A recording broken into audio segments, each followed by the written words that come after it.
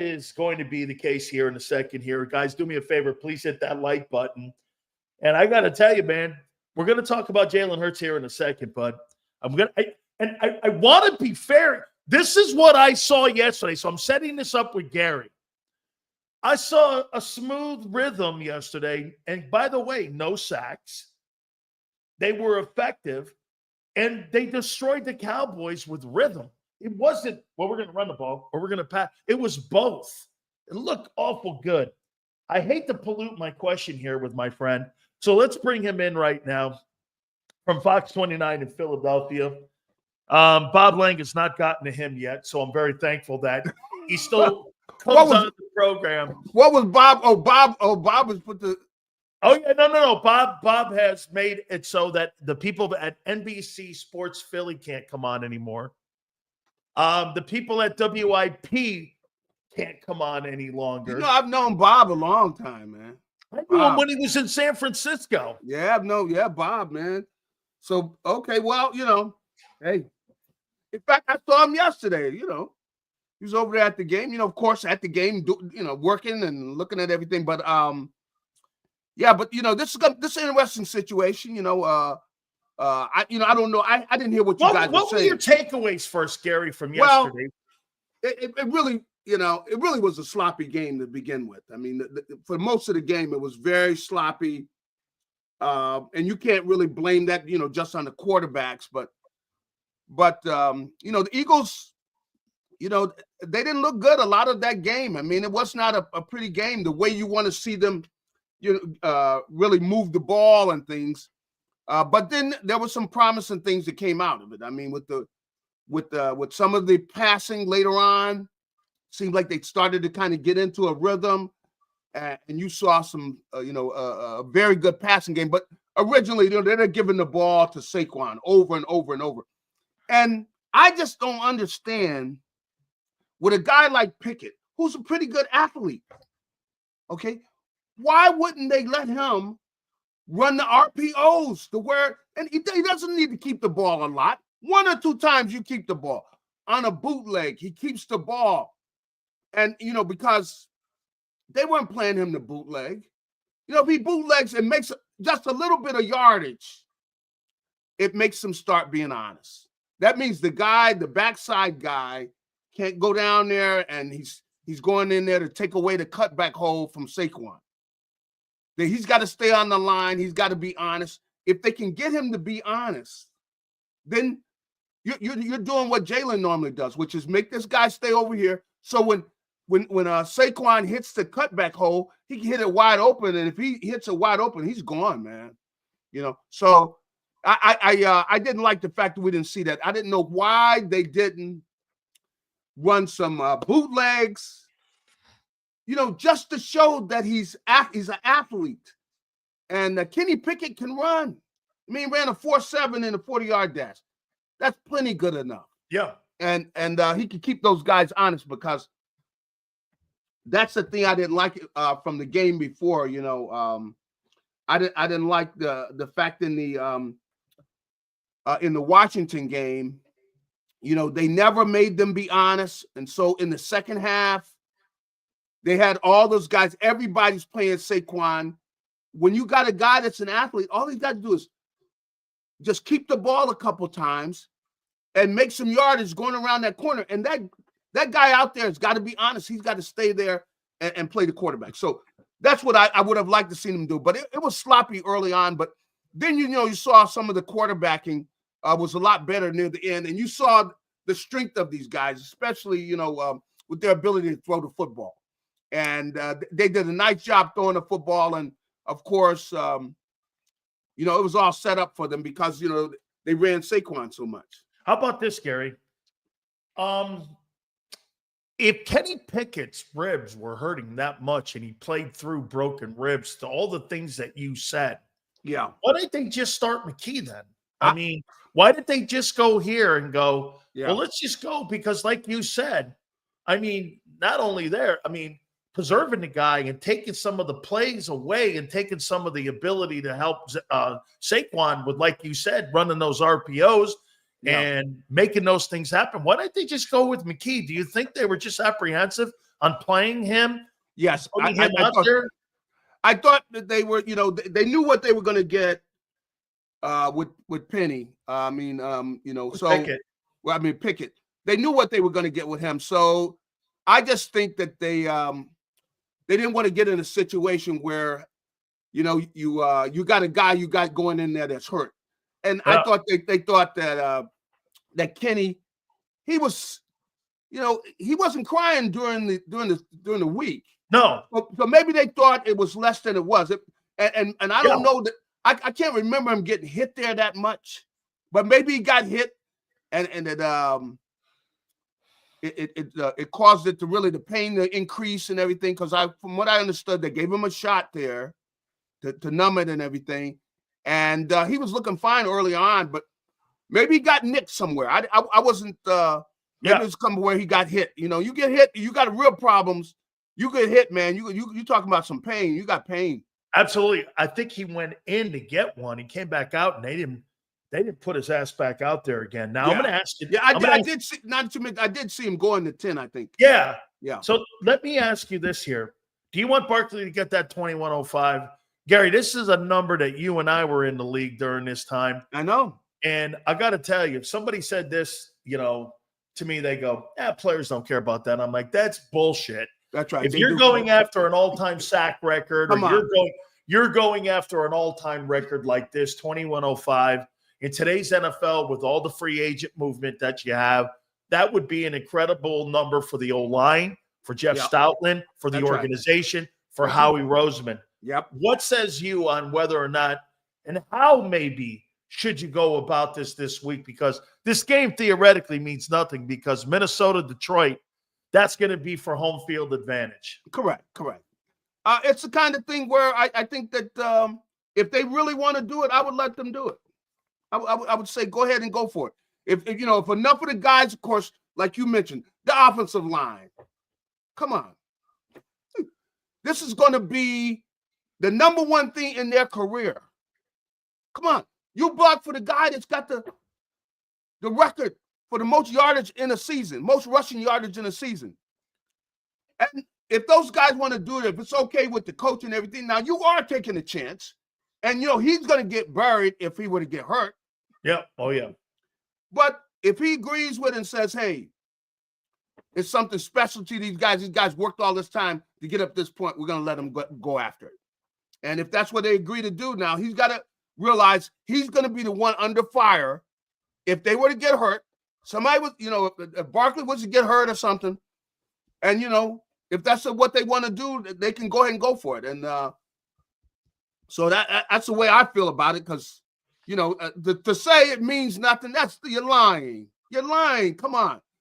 You're going to tell me forever you're sitting looking at TV with your kids, living with grandkids, you're sitting there and they go, oh, yeah, Saquon Barkley's the all-time rush leader and everything. Oh, that doesn't mean anything. That's garbage. Not to mention, it's helping to put him in the Hall of Fame. Come on. How about this, Gary? Come on, a couple of years, he's in the Hall just about. Get this, Gary. 2, 3, yeah. How about this? 3 years ago, try to tell me who won the Super Bowl 3-4 years ago. But I'll tell you, between you and me, we know Irv Pankey, we know Doug Smith, we know Dennis Hara, and we know Jackie Slater, that they were in that line that was blocking for Eric Dickerson. That's right. I know who them horses were. Yeah, that's kind of shit that you're remembered by. That's right. Because you were on a unit like that. I mean, that's right. What's the most famous Philadelphia Eagle unit ever mentioned? It's Gang Green. That's right. They didn't win a Super Bowl. It's not the 17 guys. It's Gang Green. Yeah, you're right. You're right. You're right. What do you think of the defense right now? Are you happy with where they are heading into the final week? No, I'm not really happy. I don't like the way. Come on, the pass rush. Yep. Come on. You need a consistent pass rush. And I know some of the guys are banged up and everything, but they're going to have to play better. I didn't like the way that game started out. I mean, it was sloppy. I'm going like, this is not good football. The Cowboys look bad and the Eagles look bad. In fact, the Cowboys were controlling the game. Come on. First quarter, the Cowboys had the ball like 12 minutes of the first quarter. They had the ball the whole first quarter, and it went into the second quarter, and they were really much controlling the game. Ultimately, they weren't scoring points. So, I mean, they were controlling the game. but they had the ball, but they weren't scoring points. But it wasn't anything I would be all that thrilled about, saying the Eagles look so great. The score looked great, but that game wasn't that much of a blowout. The Eagles, they didn't play a great game. I thought those, if anything, some of the passing later on was impressive. I thought the last couple of weeks, Gary, they've been kind of soft a little bit in the run game because the Cowboys had about 130 yards rushing on them, and we're starting to see a little bit more of that. Yes. And like you said, with the lack of pressure, that kind of concerns me, especially right now. If you have to take on Green Bay, you're going to need to get pressure in that opening wild card round. That's right. And if you're playing either Jaden Daniels or you're playing Jordan Love, those are kids that can move around back there. That's right. And they know where to throw the ball. And by the way, Daniels has got the win 2 weeks ago now. And now you're looking at Green Bay, who went into Dallas last year and beat the piss out of the Cowboys. So yeah, they did. You're going to have to get a pass rush going here. You're right. And they got to play better. And they got to know it. Come on. They were not, when they came out in that game, they weren't just whooping Dallas's butt. They weren't just dominating up front. No, they were running the ball on them. They were passing the ball on them. They were controlling the clock and controlling the possession of the football. And so the defense has got to play better. And, of course, they want to get Jalen back out there. They want to get that running game going and get back to, dominating football. And I think they can do it because I think their offensive line is good enough to where they can do it. But they know they got to play better than that. That game was nothing to be getting all thrilled about. Hey, Gary, what was the worst unit? The 1-15 Cowboys or what you saw yesterday? I'd have to say, the 1-15 Cowboys, but I'm telling you that did not, it wasn't an easy decision though, because hey, that didn't look good yesterday. No man. way. Some people talking to me, oh man, were you there the whole game? I mean, for a lot of the game, you're going, man, this is some sloppy football. This is not championship football. No way. And and you look at some of the games they played earlier, like let's say the way they beat the Steelers. Now that was championship football. They went out there, they took the ball, they dominated the ball, the possession of the ball, the whole game. And then at the end, it's like, whatever, 10, 12 minutes to go. And they've gone, boys, you guys can go ahead and start taking a shower in there. You guys, you Steelers that play offense, you guys go ahead and take it in, man. You're done. Yeah. Now that's championship football. When you take the ball and you possess it like that and you execute. But that was sloppy football yesterday. I mean, Dallas is horrible. And the Eagles were playing down to them. How about this one here? Couple last ones here for you. Have you been surprised at the level of improvement that Vic has brought to the defense? Did he surprise you that it's been this dramatic? Gary, we knew his reputation, but I don't know he's ever done anything like this in his career. He's never had a number one overall defense. Mm-hmm. He's never won a Super Bowl as a coordinator in his entire career. Jim Schwartz has. A lot of other people have won these Super Bowls. Dan Quinn has done that himself when he was in Seattle.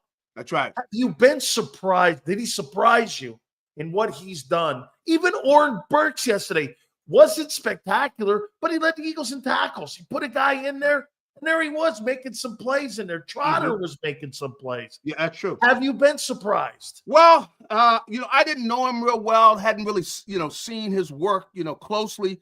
I know that he was involved the year before and everything, but I definitely have been impressed with the job he's done. There's no doubt about it. You see where he really teaches the game. I tell you, the people that are working for him, the assistant coaches, they've improved every position.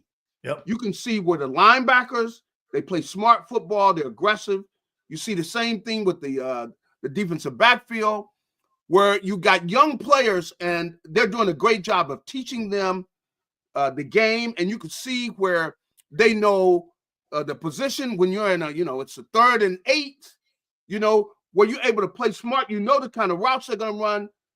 You're going to be there near the sticks because they're trying to get a first down, and seeing guys play smart football. And same thing with the defensive line and everything. So I've seen those things with Vic, and he's obviously an outstanding teacher. And that's what I've been impressed with. These guys have come a long way. Now I want to see them step it back up. They're going to have to step it back up and play the way they have been playing earlier. The challenge is going to be there. There's going to be, it's going to be one and done pretty soon where you got to win. And if they play the way, he's had them playing, I tell you, they're going to be fine. But Vic, he's an outstanding defensive coach, no doubt about it. Knows the game and everything. And, I give him a lot of credit for the success that they've had. How about this last one here? I raved for about 5 minutes about this offensive line. I think Mekhi Becton has been the all-pro right guard. I mean, you can make an argument, Gary, that all 5 guys belong in the Pro Bowl or at the Orlando Games thing, whatever they do, because those guys have been so dominant. Mm-hmm. Is this the best offensive line in Eagle history? And I mean that, get this, even with, the addition of Cam Jurgens at center and not having Jason Kelce, I think he's been an upgrade. I think Jason was running out of gas towards the end of the year last year. Mm-hmm. I know the brains and the setting of the blocking schemes, that's something he's not in the same room with Jason, but I don't know, man. If you're going to break the 2105 record and you got that group, hasn't it not been an upgrade, the entire group? And has it not been the best? Is this O-line better than the 17 O-line? Is it better than the 2004 O-line? In your opinion, is the best O-line in Eagle history? I know they got to win a Super Bowl, probably to solidify that, but just give me your take. You've been around the team a long time. I think they have – I think that you could make a good argument. I mean, I could see where they are. I could see certain things were dominating. I think they have been. They didn't lean on those other lines like they lean on this line to where, look, we're running the ball. We're going to run the ball. You guys – we want you to take over this game, and we're going to run the ball. And they have started getting a reputation. And like I said, we saw that in that some of the early games where, look, gets to the second half, we are running the football. We're going to just we're going to when we come off the field, they're going to be 0-0-0-0 on there because we're just going to eat up the clock. We're going to run the ball on these guys, and to be able to exert your will there. And when you look at the line, this is the biggest, most physical line that they've ever had. Wow. I think that now, it is. It's the biggest, most physical line. They've never had 2 guards like with Dickerson and Becton. And Becton, 2 guards like that.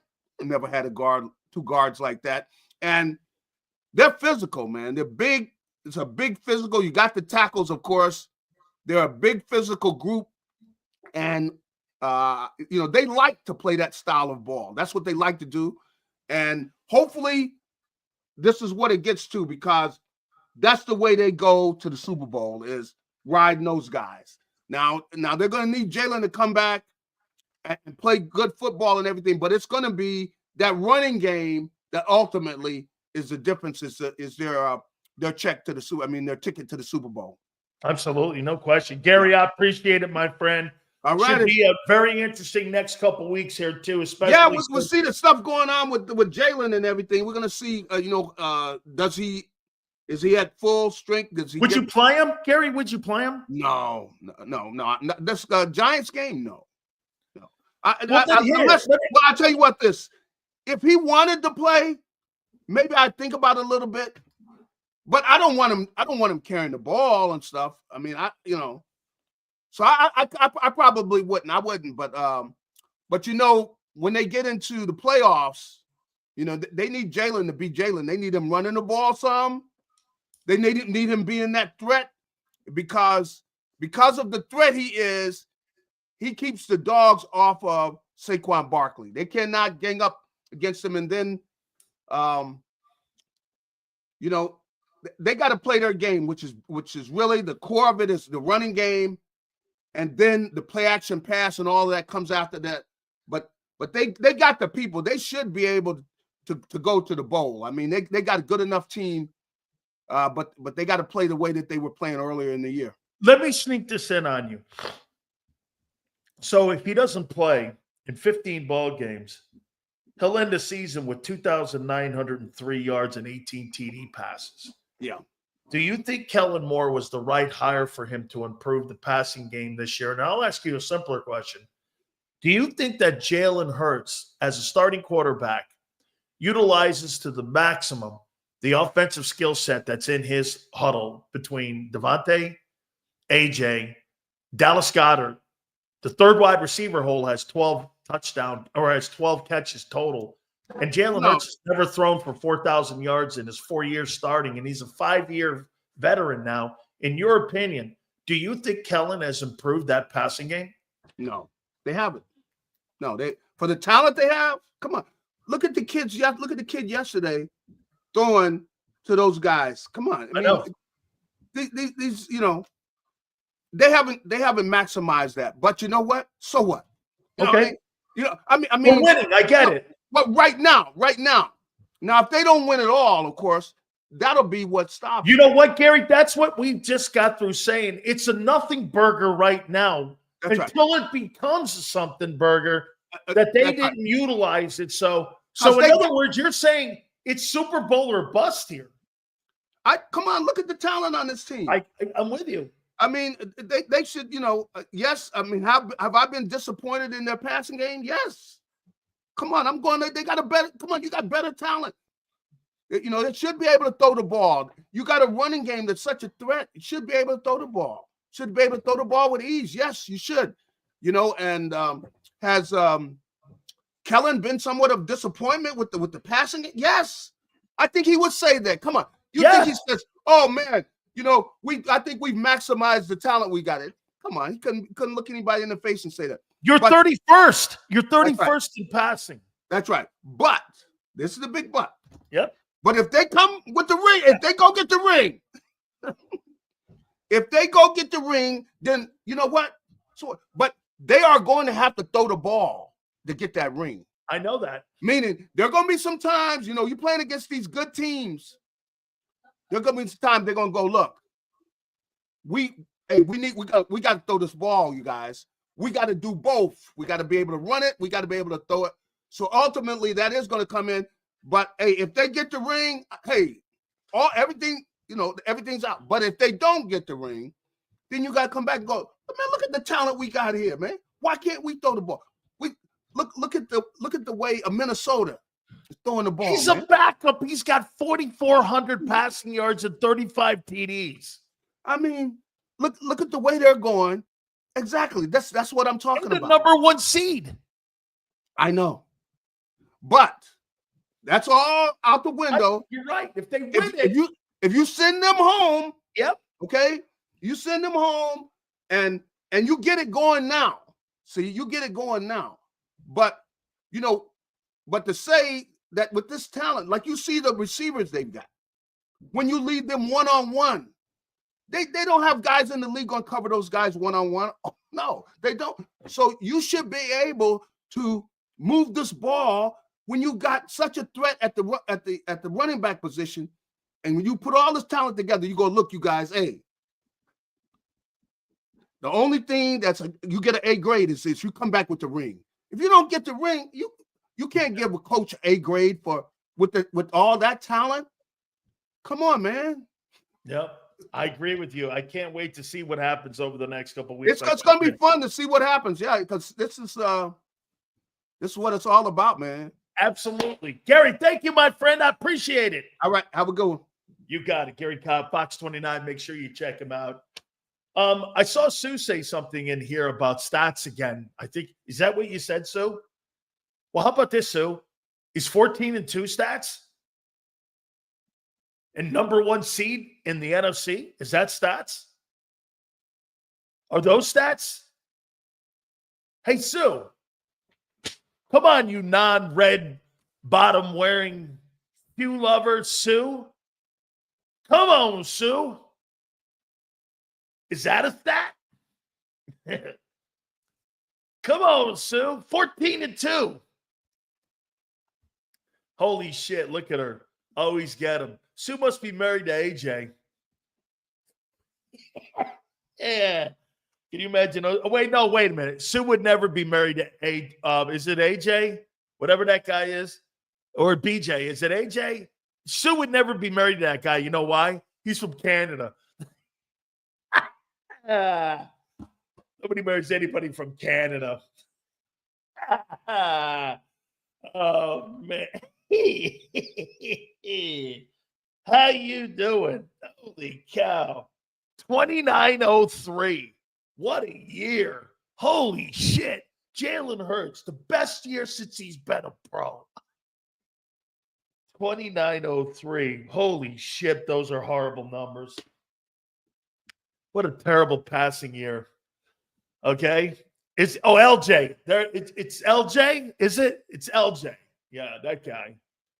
You're married to LJ, but I thought for a minute you might be married to him, but then I realized he's a Canadian.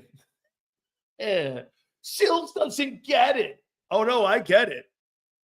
I totally get it. Are you crazy? The money you spent? Hey, the money that you spent? Absolutely phenomenal, man. Congratulations to you. You got a lemon. You bought a lemon for your car. It's a lemon. Oh, man. You see Kenny flick it. You flick it, and you see, like, Tanner Manning. You guys see Tanner Manning on Sunday? Tanner Manning, man. He was absolutely sensational, man. I love Tanner Manning.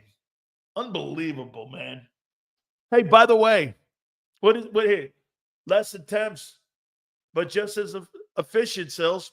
Hey, Forrest. Less attempts, and it looked better. Hurts is a terrible pocket passer. No sacks. Looked great. Wow. Man. You see Kenny flick it, and you had Tanner Manning. Where's my boy Pumper? Here he is right here. By the way, Supers go to the top. Give me a total where we are in our like list right now.